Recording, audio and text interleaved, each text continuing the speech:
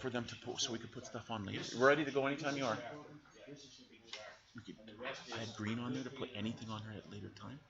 He didn't like it. He had to have tape. You're ready to go. Okay, here you go. I don't know what those signals mean, but away we go anyway. There's just a couple of things I see at the end of chapter 11 there that I need to spend a few minutes on. It mentions the digital modes in relatively recent years. A large number of digital modes have become available over and above the original digital mode. There's more to be said about that actually in the next chapter. And there's a little bit said about, well, transducers. Some of you perhaps never heard that word. It need not be mysterious. A transducer, doesn't tell you that in here, but a transducer is any device that takes a physical quantity like voice, pressure, position, and converts it to an electrical signal, or the other way around. Well, nowadays with the modern automobile, with the need to monitor speed, air temperature, etc., all of this fed into a computer, the modern automobile is stuffed with transducers of various kinds. 20 years ago, I don't think there were any. And this is how, transducers are relatively cheap. In any event, the one that's mentioned particularly is the loudspeaker. Loudspeaker is just a transducer. It takes an electrical signal, a current, and converts it into a physical quantity, which is sound. Sound you can hear with your ears. I think most of you can probably hear better with your ears than mine, because mine are not all that good anymore. Used to be very good actually, but things wear out. The most common microphone, and that's really where we're going here, is called a dynamic microphone. Actually, a dynamic microphone is just a speaker, a tiny speaker that operates on the same principle as a loudspeaker, only in reverse. As a matter of fact, most intercoms, I'm thinking, those ones especially commonly used in apartment buildings, you ring the bell and your buddy upstairs, who's there? Well, you're hearing him from a speaker. But when it switches the other way, you're using that same speaker on that intercom being used as a microphone. The speaker is reversible, and many other transducers are also reversible. The main reason for mentioning that, I guess, is that today most microphones are dynamic microphones. There are many other kinds available. The earliest one was the carbon microphone. The carbon microphone was nothing more than a bunch of ground up carbon, not lampblack, but essentially the same thing, in a container, and the pressure of sound waves, your voice on that, caused the carbon to be a bit of pressure put on it, etc., which changed the resistance, and that allowed the current going through it to change, and that changed the voice in the air from your vocal cords into an electrical signal. Up until about 20 years ago, or thereabouts, the handsets of the dental telephone still use carbon microphones in their telephones. They don't anymore, partly because dental telephone doesn't make your telephones anymore. But something else is being used now, and I suspect that it's mostly dynamic microphones because these things are very cheap. But there are many other types. There's the condenser microphone, the electret microphone, and so forth. But the dynamic is the most common. Good dynamic microphones have excellent characteristics, so why not? On to chapter 12, labeled the routine operation of an amateur radio station.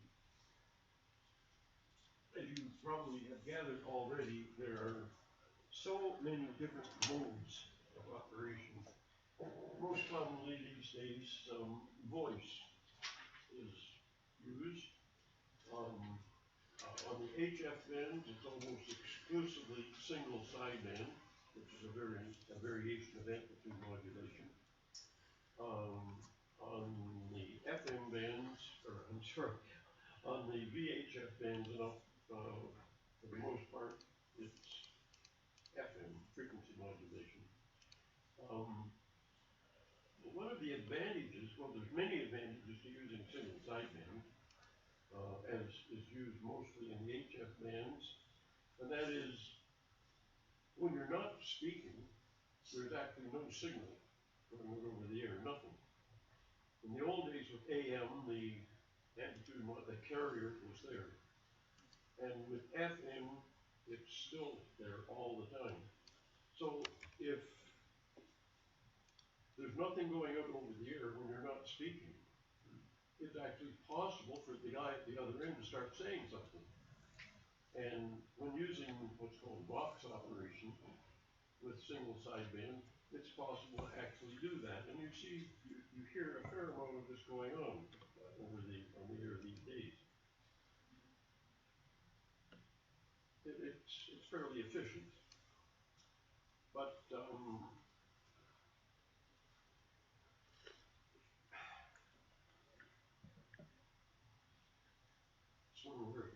where I'm going to stick this in. As well as the original digital mode, or mode, a large number of other digital modes have arisen in, well, mostly within the last couple of decades or so. I think the first one would be radio teletype. I think most of you have. Is there anybody here that has not seen a teletype machine? You have not seen a teletype machine? Not up close and personal. A teletype receiver looks basically very much like a typewriter. It has a cage of keys that looks very much like a typewriter, but it operates on electrical current. And telegrams originally were sent by Morse code along railway lines.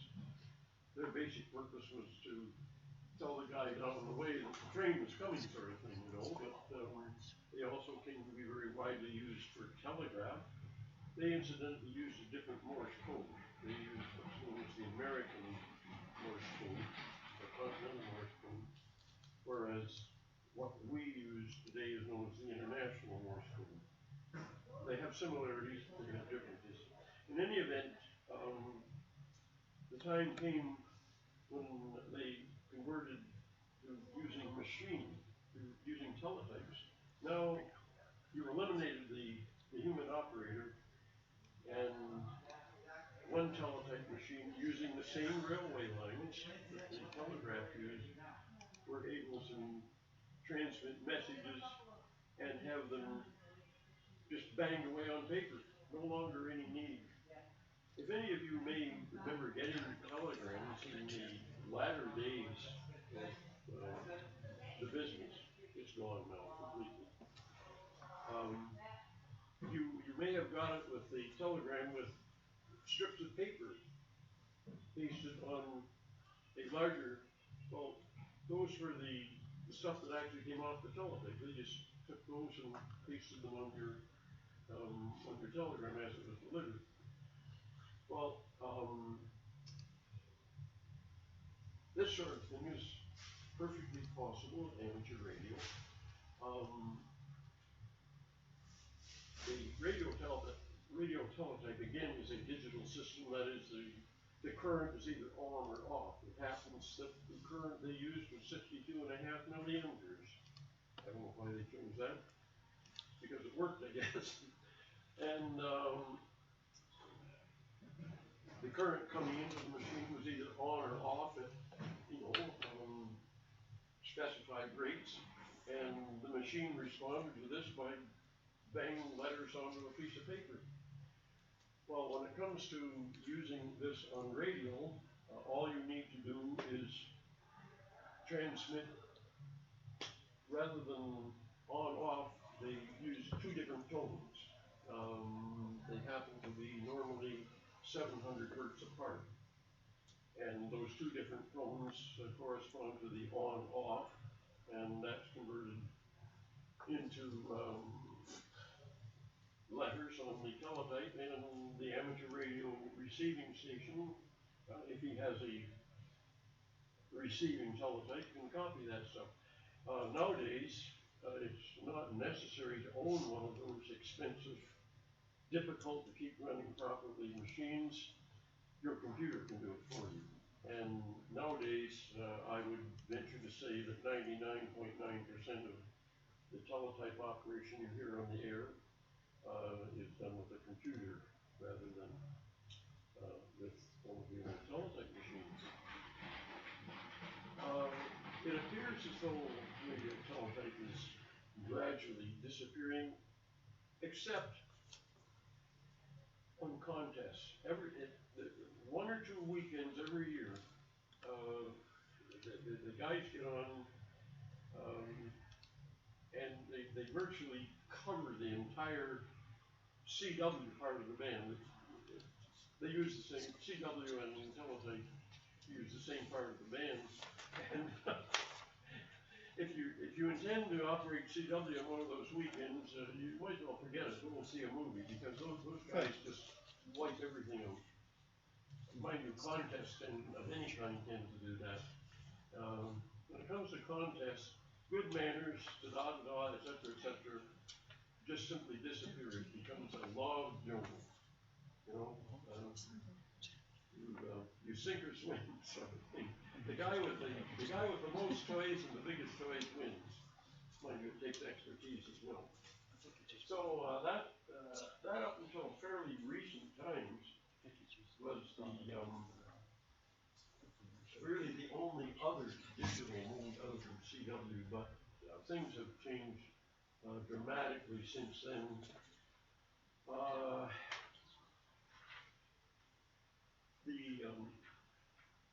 The main digital mode today is a form of packet radio, and the most common one of those is known as packet. The way packet radio works is that it's completely digital, but the information you're sending is broken down into packets of a very specific length in terms of bits. And at the beginning of each one of those packets, there's a small section called a header, in which there's an identification that's unique to the packet.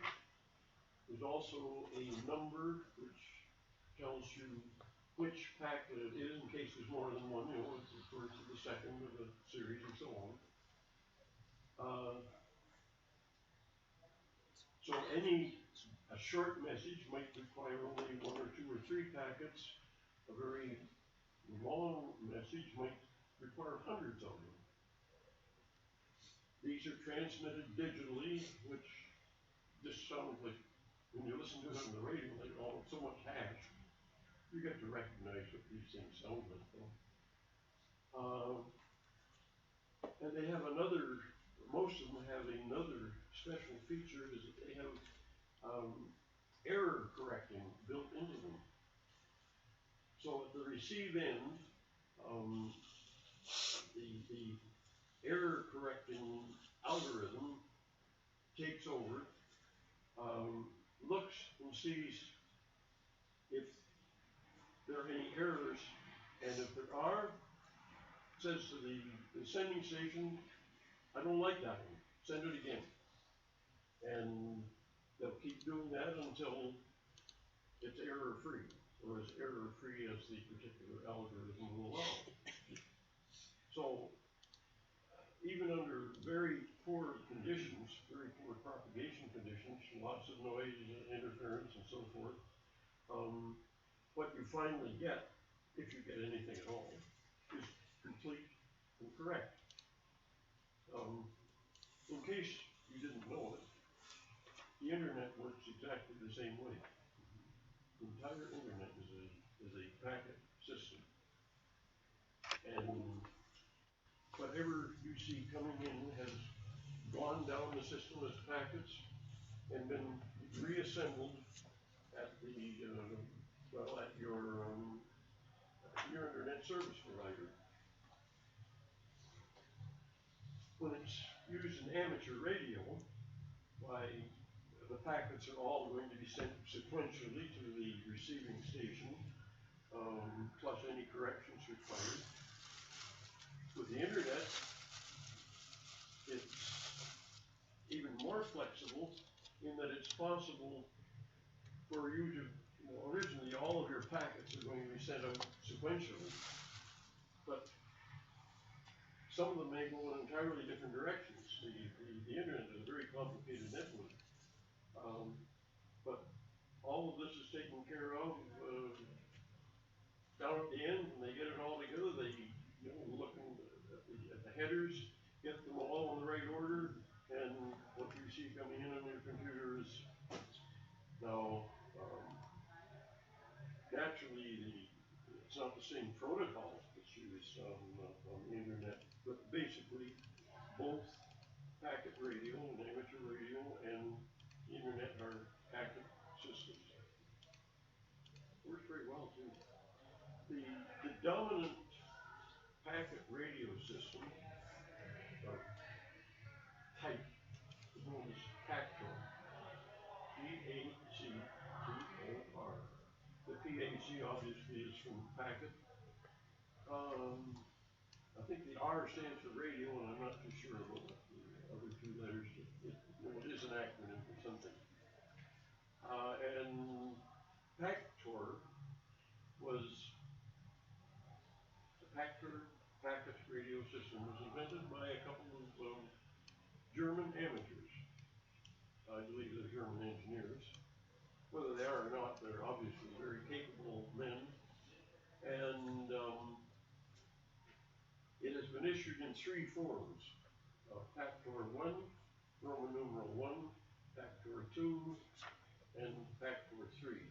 Pactor 1 was open source, everything available to the public. Pactor 2, I think, was either entirely or mostly open source. They decided to keep the secrets of Pactor 3 to themselves because it's a vastly superior, it is vastly superior to either the two earlier versions, and the only way you can participate or use Pactor 3 is to buy their own equipment, which the modem costs roughly $1,500.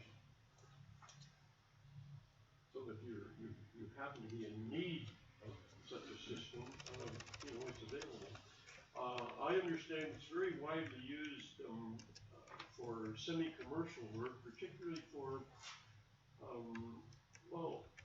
yachters, who like to go sailing out across the Pacific and so forth, where they're beyond the range of any normal communication except perhaps some sort of satellite.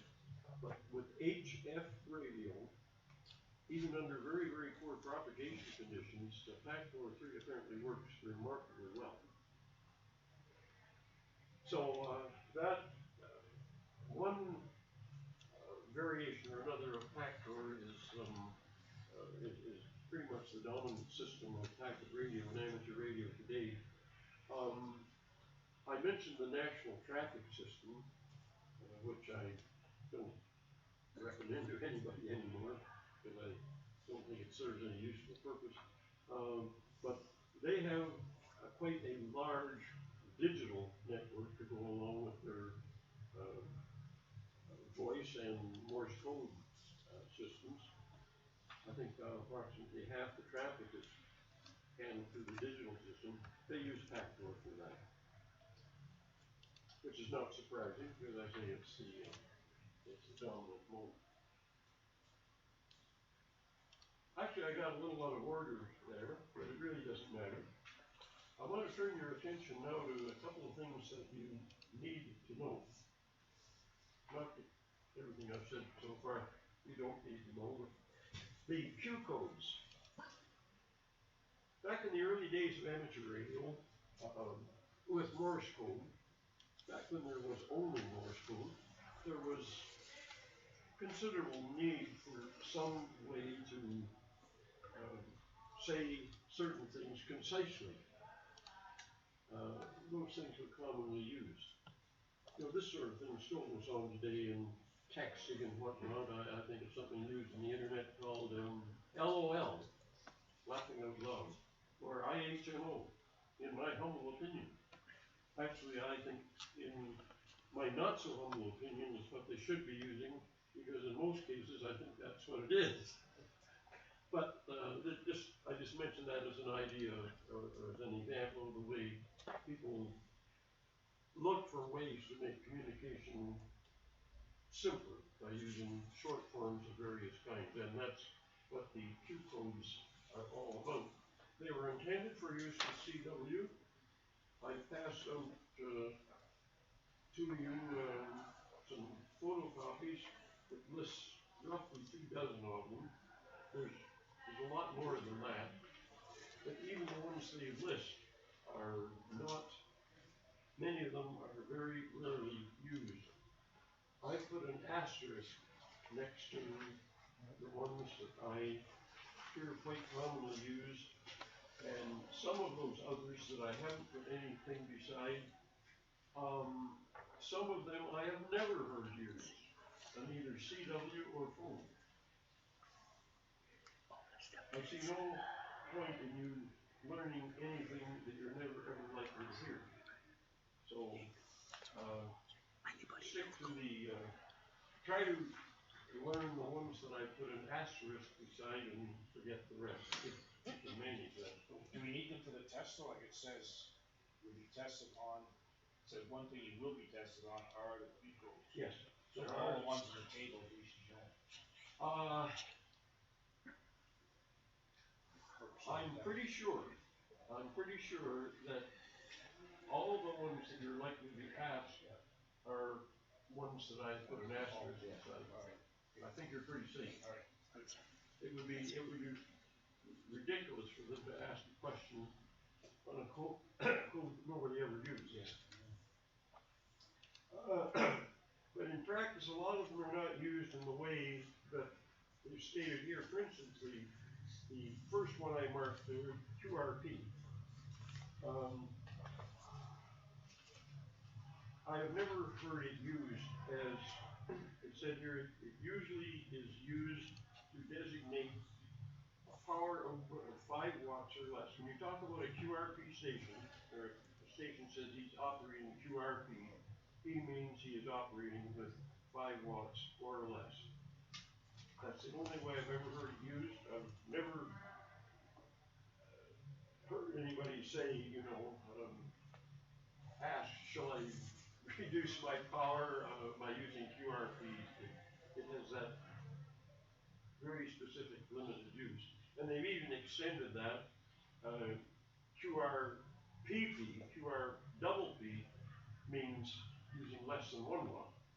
Incidentally, that activity is almost exclusive to CW because getting through almost anywhere with 5 watts in sideband is almost futile most of the time. And trying to get through with 1 watt in sideband is futile almost all of the time unless you're talking to your friend across the street. So those are terms that are tend to be, but they're very widely used in CW. It might help you to remember QRP to think of the last letter. Think of it as standing for power. Something you can get your fingers from.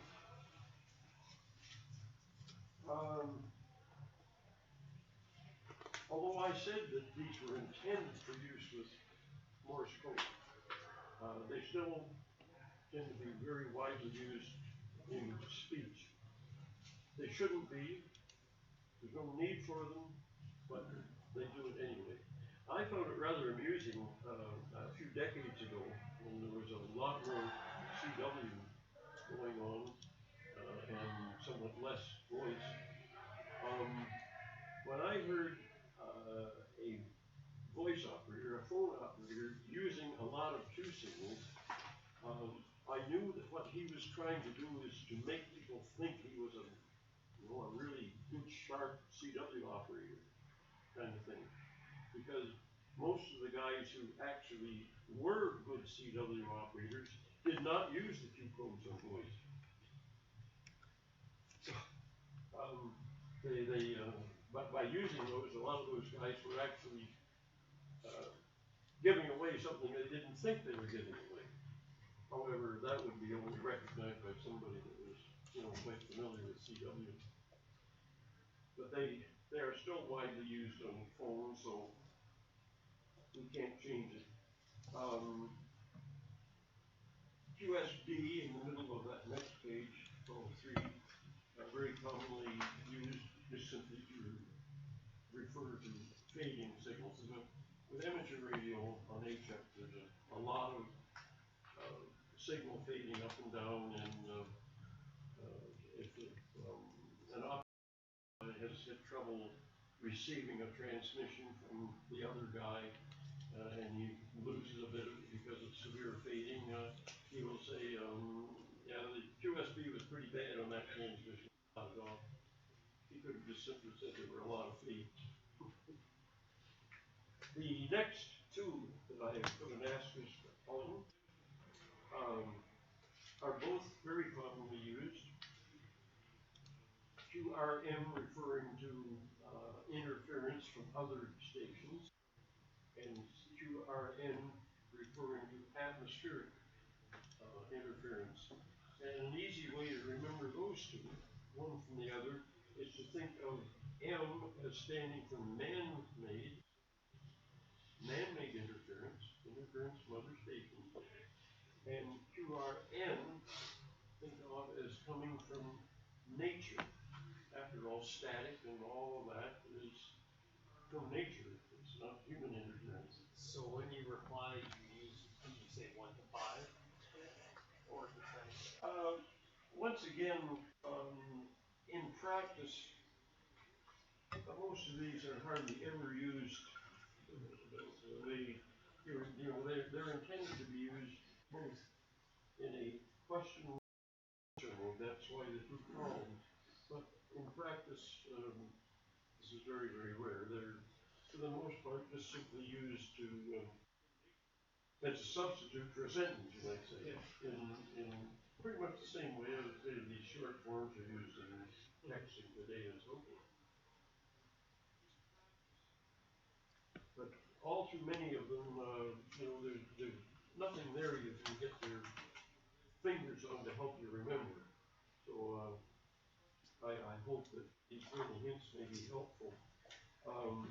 You notice in that page 2 of them that I have not put an asterisk on, which obviously refer to Morse code operation, QRQ and QRS. You don't need to know them. But those happen to be easy to remember because the Q stands for quicker and the S stands for slower. Those are easy, but you don't need to know them. On the following page, QSY is very, very commonly used. It doesn't need to be. I can just tell you, I want to shift frequency to get rid of this interference or something, but almost invariably they use the Q code in voice. The same with QRX. QRZ, another one, if a station calls CQ and he gets an answer from a very weak station and he can't make out who it is, typically he will come back and you know, say QRZ. He could just say, you know, whoever's calling me, I can't read you. They're too weak. And some guys do that. But most of the time they use this quick code. It also happens to be used at this website. And it's very fitting there because what they are doing is providing information on, as I said, every amateur radio call in the world. It's quite appropriate that they're going to use that. It fits. Several years ago, there were several websites that provided that kind of information, but this seems to be the only one that has survived.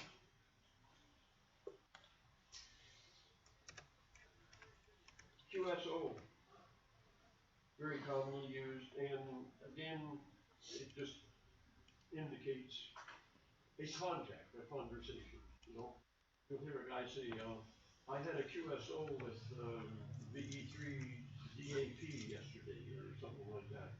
It's really not used in the sense here, but it's still widely used. QRU is almost universally used in the right-hand phone thing. The guy just is telling you, that's enough for today. I'm going to shut down. I've never heard it used in the question mode. Never. QSL. You very commonly hear phone operators, an operator has given some information to the other station and then turned it over to them. And QSL Jack, he's just saying, I understood everything he said. That's the way it's most commonly used. Another way it's commonly used is to refer to QSL cards, confirmation cards that amateurs send to each other. Not as widely used today as they once were. They're just like a little postcard. Here's what my own happens to look like. There's just speech here to confirm the contact, what band it was on, what frequency it was on, the time, the mode, and to put something else in, and if you want, you can write a little letter on the back. Typically, in days past, these have been used just like postcards. No envelope, you just put the information on here, stick a stamp in the corner, put the guy's address on here, and stick it in the post box. Well, once upon a time, postage for postcards was less than for letter mail, sealed mail. A long time ago, the post office decided it cost them just as much to move either through the system, so it doesn't matter whether you put it in an envelope or not anymore, it still costs you the same. So I have never sent one of these just as a card. I will stick it in an envelope and seal the envelope as well. These are not used as much as they used to, as they once were, except for those who are interested in working what we call DX. In other words, foreign stations, and there's various awards available for that sort of thing. And for the most part, you have to be able to prove that you actually had a contact with that station in Lower Slobovia or wherever it is. And what you need to do that is a stack of these things from all these different countries around the world. So that's what they're used the most part. Now, there are a lot of guys that don't even want to use these things much anymore because most of the foreign stations accept you to provide them with postage. And when you add that in with the postage you have to put on in the first place, and you're talking about maybe several hundred stations, well, it adds up, doesn't it? It's not really a big part of your life, but well, this does bother some people. This is another card of the same type. This is also one of my own, but it's a call that I no longer have. So this is just surplus stuff anymore. I just haven't got around to throwing them away yet. You don't have to have those. There's no law that requires it. But the name given to those is QSL cards. Any more? Oh, finally on the next page, one more that's very commonly used, QTH. When you hear a guy ask you on the air, what's your QTH? Which happens quite common. He just wants to know where you're at. The information given here, what is your position, latitude? I've never heard that used. For the most part, I don't want to know what your latitude. I want to know whether you're in Toronto or Peterborough or Sudbury or wherever, and that's what's normally wanted. So once again, the official, original intent of these has become somewhat warped over time. And any questions that you're asked on the test about that will, relate to the present usage rather than how it was long, long ago.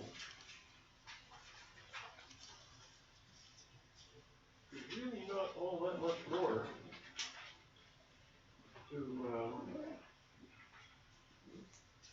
be said. For the most part, when you're actually operating on the air, common sense pretty well tells you what to do. When you go on the air, don't just turn on your radio and start transmitting. Listen for a bit. What the frequency you intend to use. And that, of course, applies to whether it's in one of the HF bands or locally like with a repeater. See if somebody else is already using the system.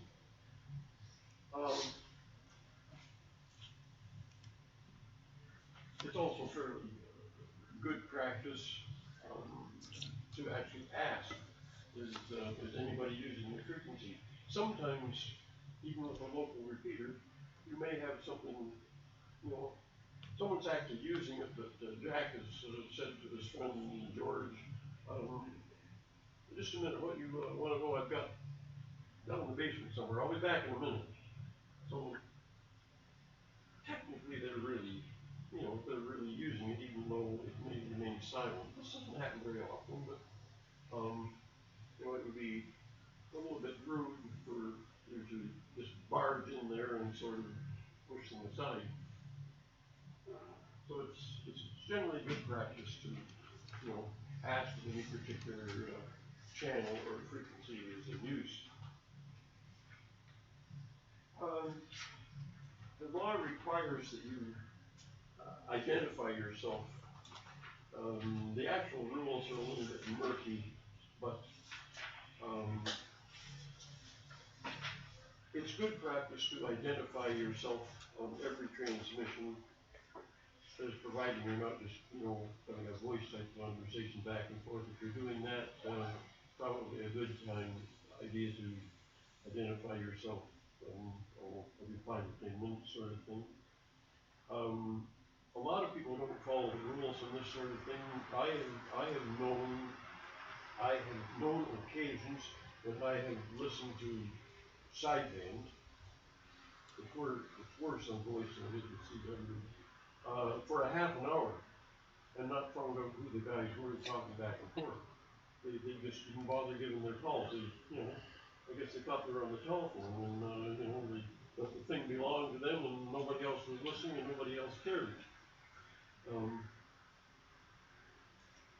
And even worse, you know, if you want to know who somebody is, and you're listening and hoping they'll finally say, give their call, and the guy, as he turns it over to the other station, says, PE down to this and that, who the heck was it? You know, his diction and just unreadable. Really, not all the time, but one should at least use phonetics, which is something else I almost forgot about on the last page of what I handed out. You do need to know those. And that, notice I put up on the side there, ICAO. This phonetic code is not exclusive to amateur radio. It was actually invented by the International Civil Aviation Organization and United Nations organization, which has its headquarters in Canada, incidentally, in Montreal. I think it's the only UN agency that is headquartered in Canada. They came up with this, and they have tried with this to avoid any sounds which would be difficult to foreigners. There are some sounds in English, for example, that don't exist in any other language. The sound TH is one of them. So such sounds have been avoided, and with international air traffic, the English language is required. On international flights, they must use English for communication. You know, the flight flying from Singapore to Frankfurt in Germany must use English along the route. You don't have to, in flying, you can use the national language within your country. For instance, within Canada, French is permissible. Within Germany, you know, the flight is totally within Germany. German is permissible, but on international flights, it's English.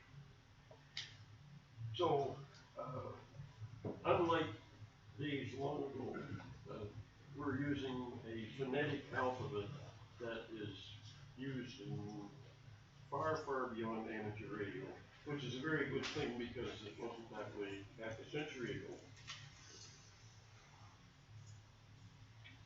Most of the rest I intended to address has already been addressed.